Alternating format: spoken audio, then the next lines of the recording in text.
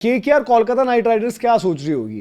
कोलकाता के लिए multiple time ये ऑप्शन और इन सब के बीच में ही आपको बेन स्टोक्स वाला ऑप्शन कैसे लग रहा है कुछ टीम्स के लिए? यार मेरे को तो मतलब सबसे ज्यादा सुस्त इन सब चीजों में केकेआर ही लग रही है, हाँ। जिसके बारे में कोई हलचल नहीं आ रही। बीच में एक खबर उठी थी कि चलो आप स्काई तोड़ लो। मैं कह रहा हूँ स्काई ठीक है, आज मान लेते हैं कि उनके सितारे जो हैं गर्दिश में है, लेकिन अब वो मान ले अगर स्काई तो दिक्कत है ना। हमें तो भाई क्या है, हम तो जज ही कर बट सकते हैं। स्काई का भी आ रहा है कि पैचअप हो गया है मुंबई के साथ नहीं, मतलब मैं स्काई की परफॉर्मेंस पे ही बात कर रहा हूँ कि देखो पैचअप हो गया, परफॉर्मेंस होगी तो ही पैचअप हो पाएगा यार। परफॉर्मेंस नहीं होगी तो बट आप अब सीजन बाहर ही हो गए। अगले सीजन तक तो हो ही ना। अब आप हाँ, उसके मतलब अगले अगर में है मेगा तो फिर मेरा मतलब मैं ये पूछ रहा हूँ कि कोलकाता क्या करे। कोलकाता के लिए जो हार्दिक वाली डील्स आई उसमें आया कि भाई कि उन्होंने वरुण मांग लिया, कभी नरेन मांग लिया, हम कैसे दें, हम तो हर्षित राणा भी नहीं देना चाहते, हम रिंकू भी नहीं देना चाहते, तो बिना दिए तो नहीं मिलेगा। मेरे को सच बताऊं एक बात, हाँ। आज वरुण दे दो एक बार को, हर्षित देना ज्यादा घाटे का सौदा है।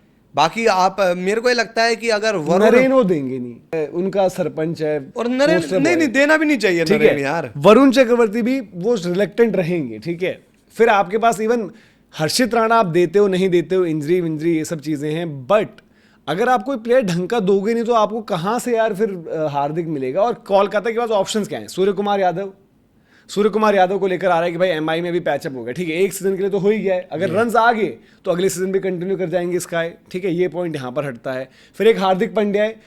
हार्दिक पांड्या के लिए अगर आपको कोलकाता अगर इच्छा नहीं कर रही अपने बड़े प्लेयर्स देने की, तो हार्दिक पांड्या के ट्रेड के ऑप्शंस चेन्नई में बेहतर मिल जाएंगे, आरआर में बेहतर मिल जाएंगे, इवन मैं कहूँगा जस्ट एक्सप्लोर करने आरसीबी में बेटर मिल जाएंगे।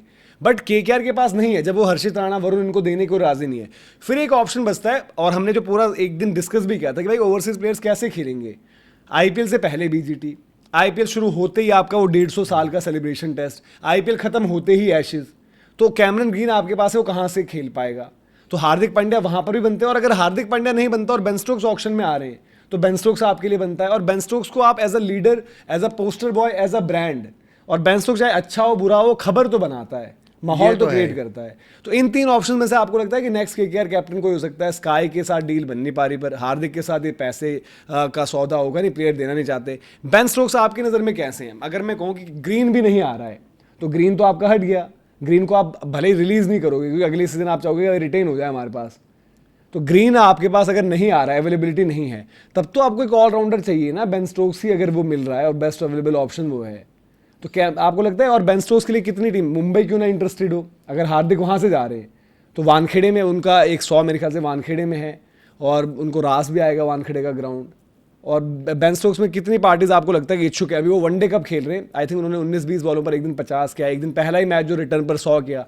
काबिलियत उनकी है, अगर आप उनको ऊपर खिलाओ और ज़्यादा वो कर सकते हो। बॉल भी डाल देगा, एक बड़े मैच का बड़ा प्लेयर, एक पोस्टर बॉय, एक मार्केटिंग वाली चीज़, हर चीज़ आपको मिलती है वहाँ पर।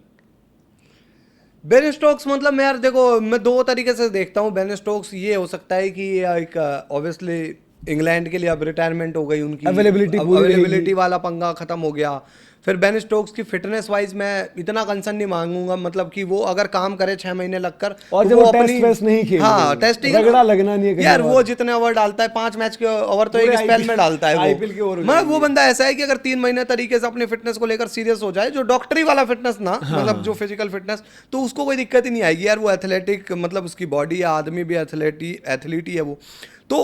और मेरे को लगता है ना, एक चार्म के लिए, इन द सेंस की फेस वैल्यू के लिए कोलकाता के लिए बहुत अच्छी चॉइस रहेगा। देखो मानो ना मानो, आज किसी को होता है आप हेट करो या पसंद करो, एक अलग चीज होती है, पर ये आपको मानना पड़ेगा कि वो एक ऐसी चीज है जिसके बारे में लोग बात करते हैं। आप पसंद करते हो, हेट करते हो, वो आपकी चॉइस है।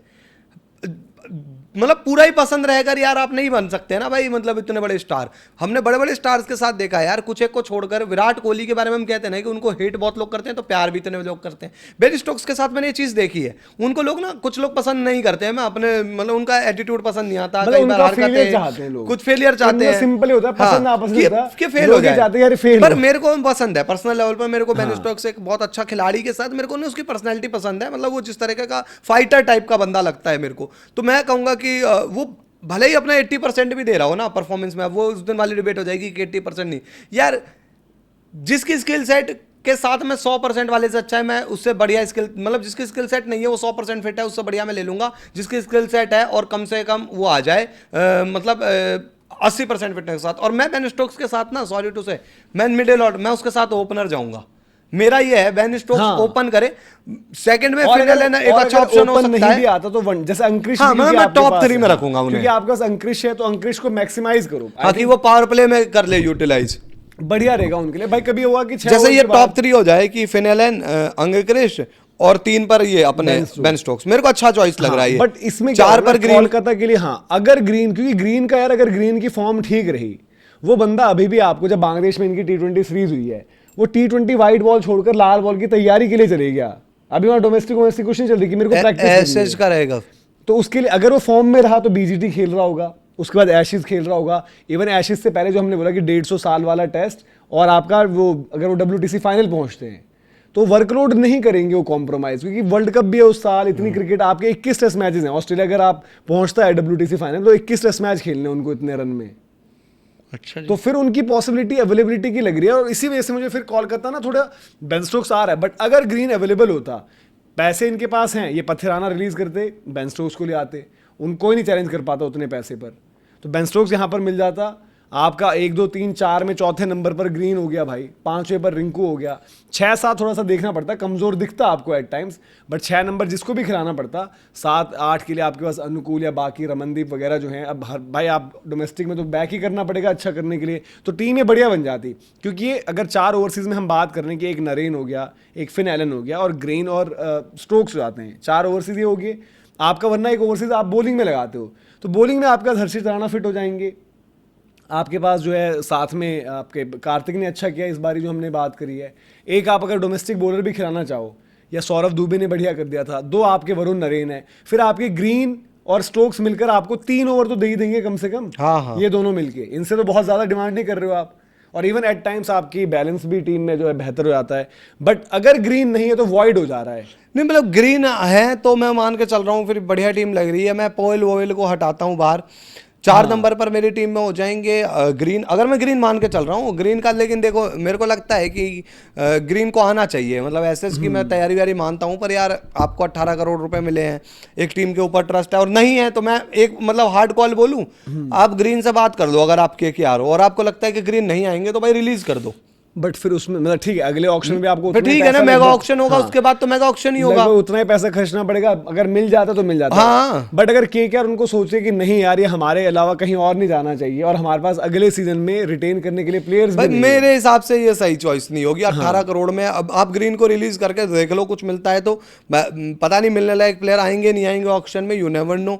लेकिन अगर कुछ आए तो मतलब ग्रीन पूरे सीजन नहीं रहेंगे, 18 करोड़ आप रख करके, और आपके पास तो पैसा फिर बन जाएगा ना। आप पथिराना रिलीज करो सबसे पहले तो 18 करोड़ में, बट बेन स्टोक्स इस टाइम पर एक मतलब, क्योंकि बेन स्टोक्स के लिए पैसा 10-15 करोड़ तो देने पड़ेंगे। 15 करोड़ जितना मुझे याद है वो पिछली बारी ऑक्शन में नहीं थे, क्योंकि उनकी इंजरी वगैरह का चल रहा था कुछ। नहीं, बेन स्टोक्स आएगा तो उसको कम से कम 15 करोड़ तो देने पड़ेंगे। हाँ मतलब इतने के लिए तो फाइट होगी ही उनकी। और आप पथिराना रिलीज करो। उनके लिए मेन आपकी टक्कर, अगर चेन्नई अपने प्लेयर्स रिलीज नहीं कर रही तो आई थिंक आपकी टक्कर हो रही है मुंबई से। क्योंकि मुंबई भाई देखो हार्दिक अगर जा रहे हैं, और अगर उनको ट्रेड में बंदा बैटर दे रहा है, कोई ऑलराउंडर तो है नहीं, तो बेन स्टोक्स के लिए फिर मुंबई को अपना पैसा कहीं से खाली करना पड़ेगा और कुछ जोड़ना पड़ेगा। क्योंकि हार्दिक ऑक्शन पूल में तो नहीं आएंगे, ट्रेड ही होंगे, तो हार्दिक के पैसे तो आपको रहेंगे नहीं आपके पास।